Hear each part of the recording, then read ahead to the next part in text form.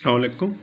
आज का टॉपिक है section 513 CrPC, deposit instead of recognizance. When any person is required by any court or officer to execute a bond without surety, such court or office may accept, in the case of a bond for good behavior, um, permit him to deposit a sum of money or government promissory note to such amount as the court or officer may fix in lieu of executing such bond।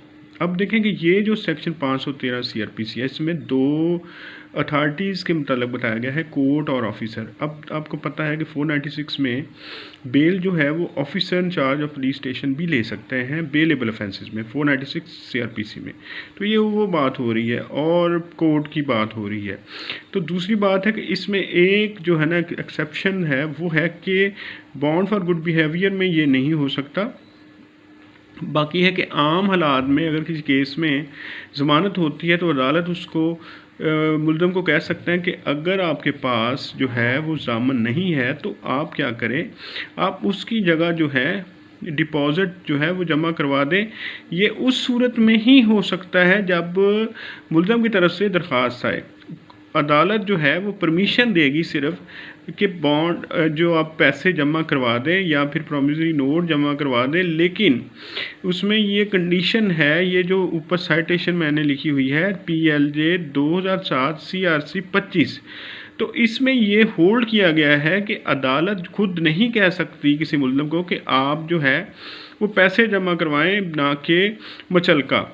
लेकिन अगर कोई मुल्ज़म ये दरख्वास्त दे कि जनाब मैं इलाका गैर से हूँ और मैं जो है वो मुचलके का इंतज़ाम, ज़ामन का इंतज़ाम नहीं कर सकता, आप मुझे परमिशन दें कि मैं जो है वो ज़ामन या मुचलका उसकी बजाय जो है मैं पैसे जमा करवा दूं या मैं उसमें प्रॉमिसरी नोट जमा करवा दूं, तो अदालत उसको परमिट कर सकती है।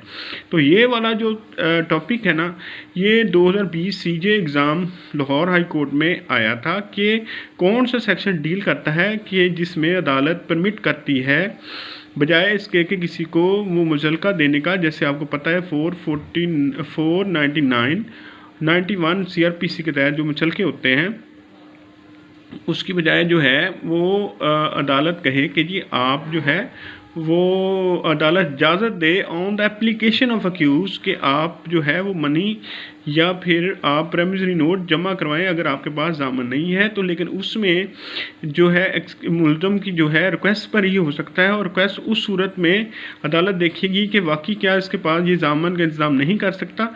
ये सहूलत देने के लिए मुल्ज़म को ये सेक्शन जो है वो CRPC में मौजूद है कि यहाँ पर मुल्ज़म को ये जो है वो इजाज़त दी जाती है अदालत की तरफ से कि आप जो है वो अगर आपके पास ज़ामन का इंतज़ाम नहीं तो एप्लीकेशन ऑन अक्यूज़, ना कि अदालत खुद कहे मुल्ज़म से कि जी आप पैसे जमा करवाएं। अदालत कभी ये नहीं कह सकती कि नहीं जी आपने तो पैसे जमा करवाने हैं, आपने छोटी जो है वो नहीं देनी।